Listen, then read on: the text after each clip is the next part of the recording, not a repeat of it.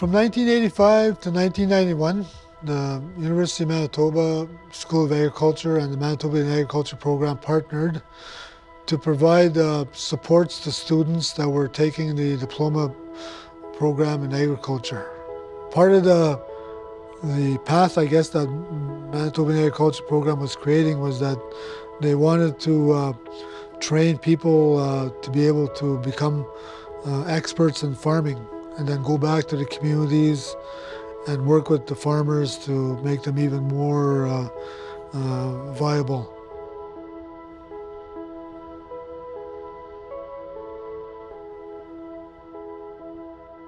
Before I went to that program, I wasn't a very good speaker, both publicly and wasn't able to articulate myself, but they really gave us some really strong communication skills, teachings there. But also, too, what was very valuable to me was farm management. All of us that complete the program, we're all doing pretty good for ourselves. And that, I believe that's true for anybody that goes through the program. It prepared me for life in the outside world and to run a successful business.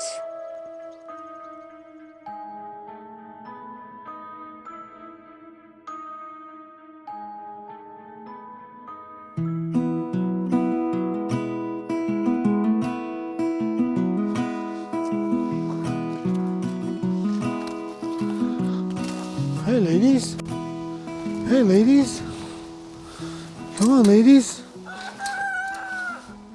So they're about 3 weeks away from starting to lay eggs. And we have others in the other barn that are about 4 weeks behind them. So we can't mix them because when these ones start laying, they'll start fighting. And so that's why we have them separated. Bonjour, EJ Fontaine, Dishnikaz, Saging Dungji. My name is EJ Fontaine. I'm from the Saging First Nation. So I was always exposed to farming growing up as a child. My mushroom was a grain farmer and a cow-calf, and he had some chickens and that sort of stuff. Self-sufficient, living off the land. And I remember riding on horses, checking out the granaries, watching them work in the fields and coming home and having big dinners and lunches.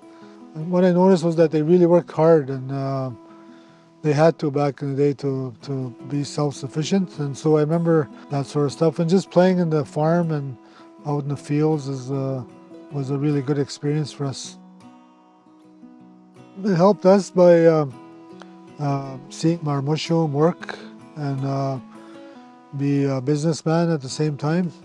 And also it instilled in us hard work, being responsible, being accountable for your daily work. And also a big part of that was teamwork. Everybody worked in the household. Everybody had roles and responsibilities. My kuka was a cook, the daughter was a helper, and my mushroom was the sort of the lead person on the farm. And all my cousins and other people would come and work on the farm as well. So it was very a nice way of life that we really instilled in us the importance of hard work, basically. Yeah. Anin Tansei. My name is Ardell Cochrane. I'm from Peguis First Nation. My spirit name is Woman Who Walks with 4 Winds, Woman Who Walks with 4 Voices, Woman Who Walks with Raindrops, and Woman Who Walks with Lightning. And I'm from the Bear Clan. Growing up in Peguis, I was born and raised on a farm. My dad's farm was quite big. For a reserve farm, he farmed 2,100 acres of land, so he had employed a lot of people. Basically, it was living off the land. Never lived off of government assistance or what have you, and a lot of hunting, fishing. In those days, I remember my dad going out with my brothers and my uncles and my brother-in-laws and coming back and butchering the deer and going out and giving that food to the elders. It was a beautiful way of life, and I wouldn't change it for the world, because there's a lot of good memories growing up.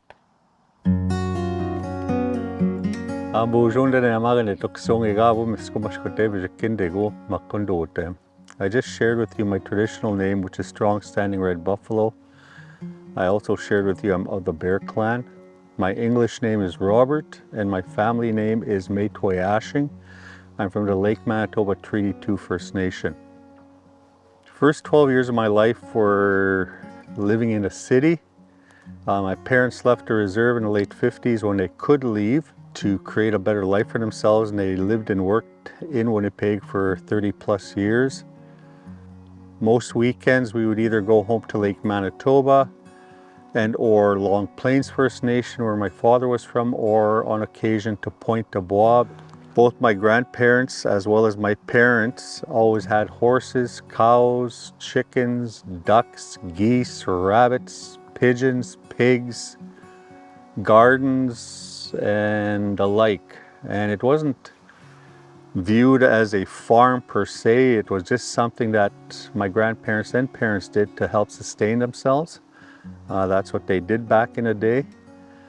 But as far as raising these animals, they had to produce the food, which in most instances for the bigger animals, the cows and the horses, included making hay. I also remember my grandfather being a commercial ice fisherman on Lake Manitoba, which is a winter fishery only, and going with him out on the lake, again using a team of horses and a caboose to go and lift the nets. I would help with some of the chores, feeding the animals, things of that nature. My grandparents and my father were trappers, so I did that for a spell. And that's just something I prefer to do, is to be out on the land with nature. So agriculture was always around me. We didn't view it as agriculture back then, but that's just what our people did, again, right, to feed themselves.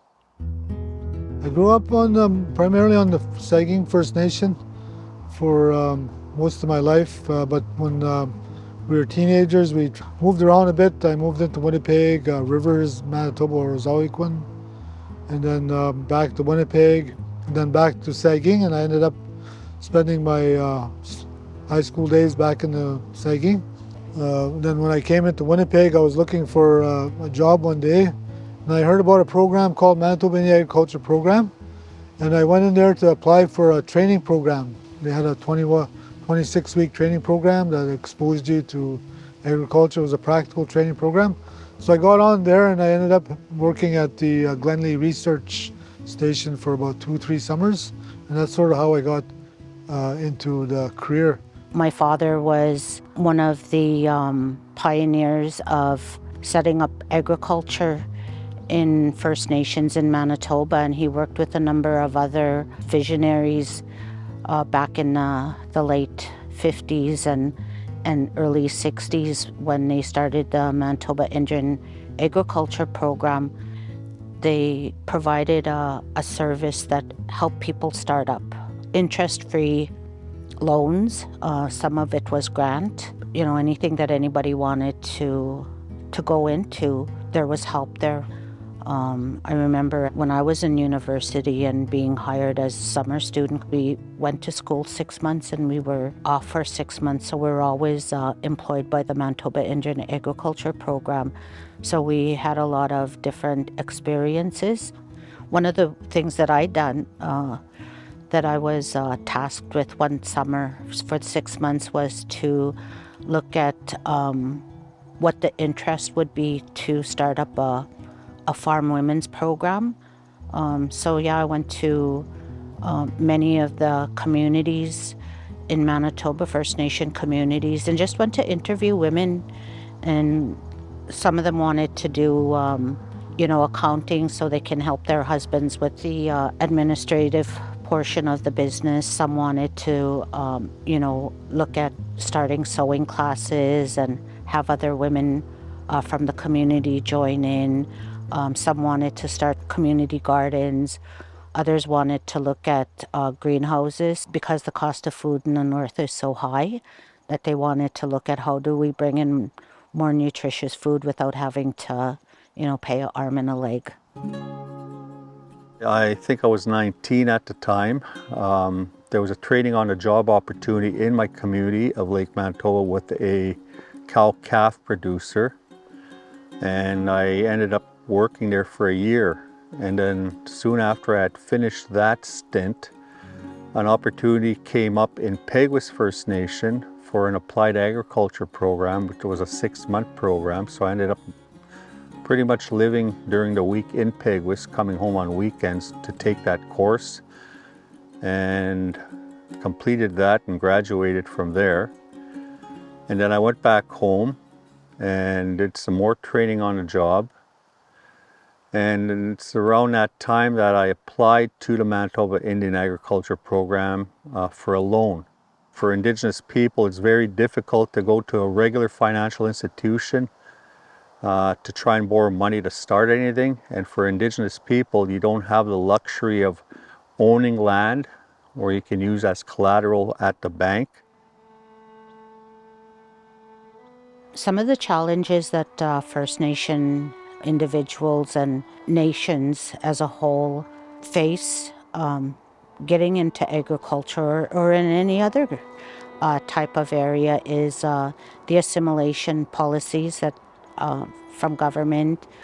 Residential schools was one of the biggest things that impacted our people, and it's still impacting our people, and it's just the colonization and the assimilation into a way of life that was not our life.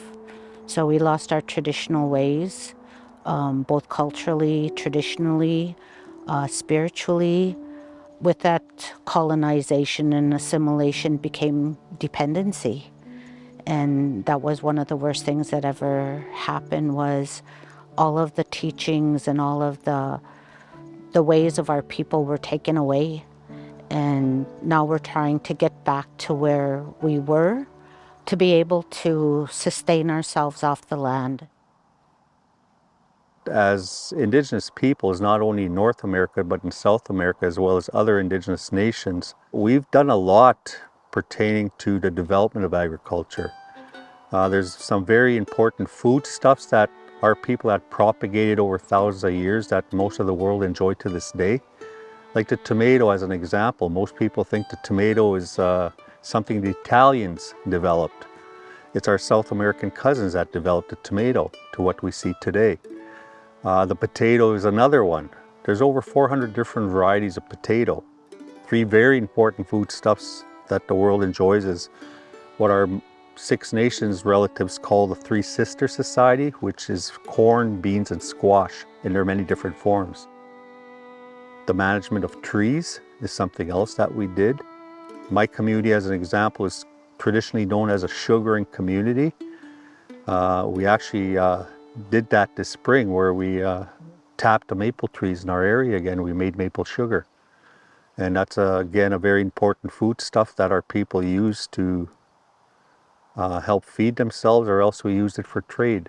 So those are just some examples of what Indigenous people have contributed to the world of agriculture and the foodstuffs.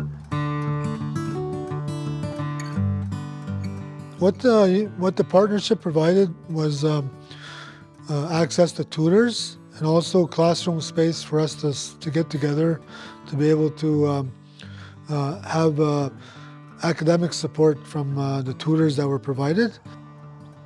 I really liked it because it was a practical program that taught us how to budget, how to plan, how to be good communicators. So it was a really good program. Got to meet lots of good people, great networks, learned a lot about farming in a very practical sense.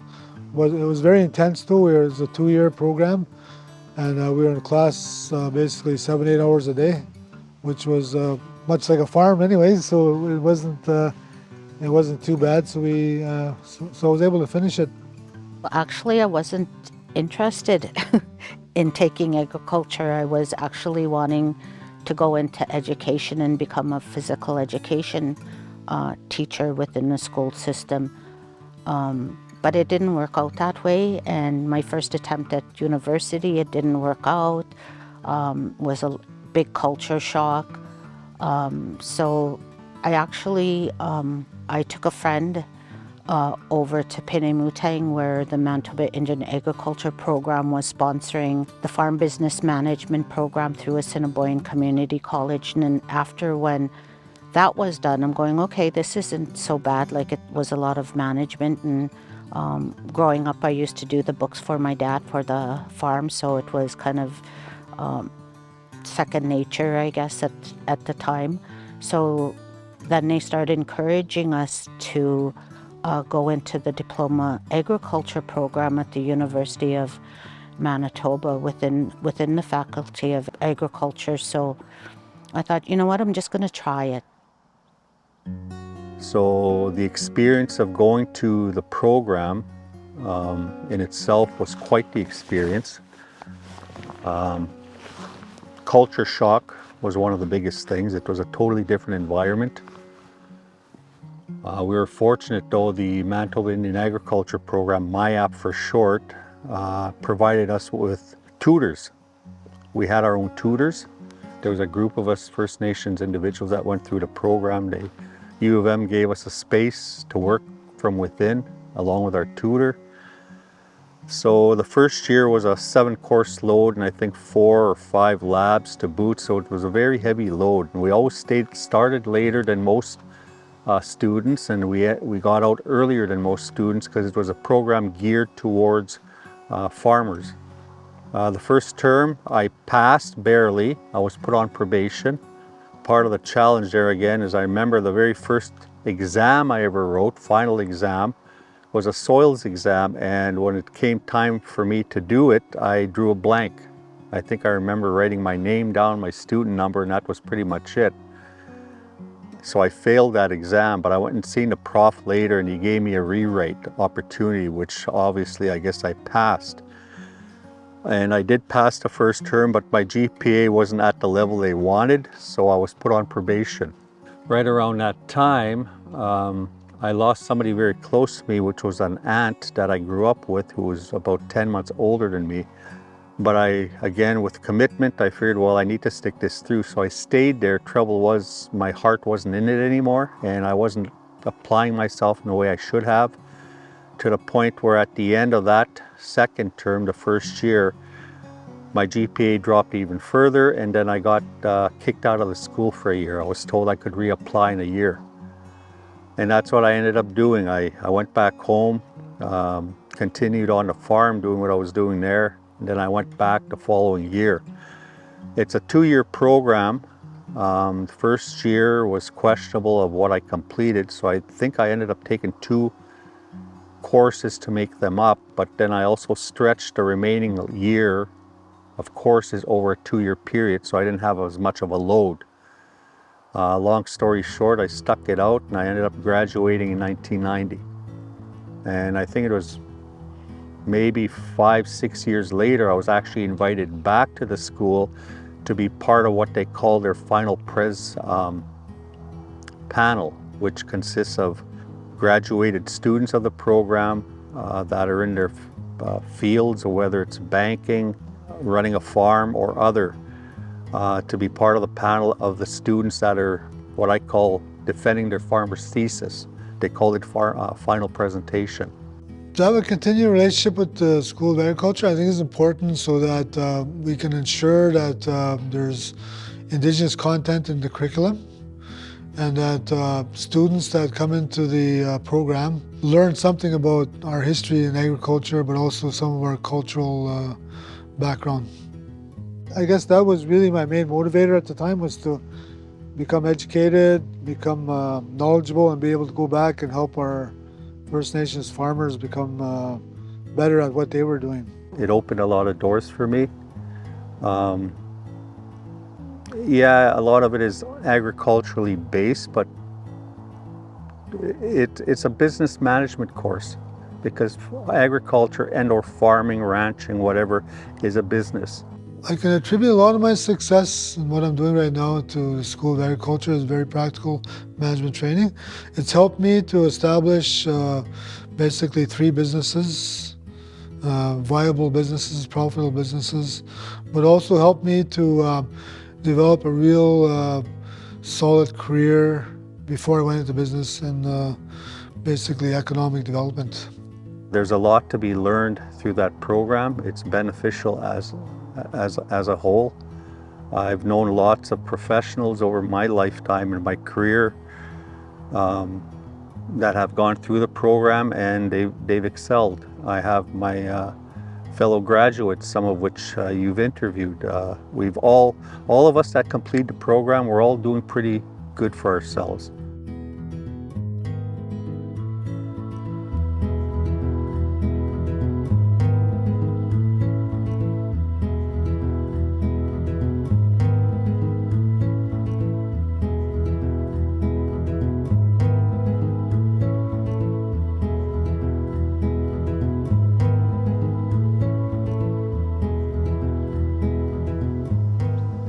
Right now, I'm the executive director for the health entity that belonged to the Assembly of Manitoba Chiefs, and our English name for our organization is the First Nations Health and Social Secretariat of Manitoba, and our spirit name for our organization is Nanandaweweglamik, which is Healing Place.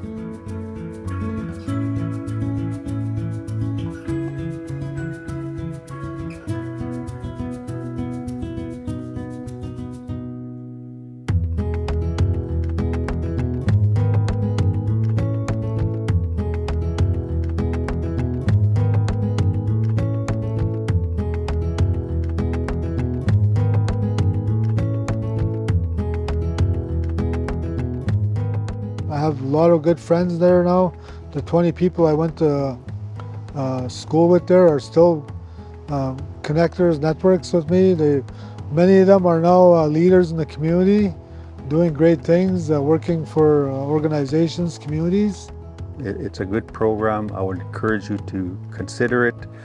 And nowadays you can even specialize in certain streams through the program.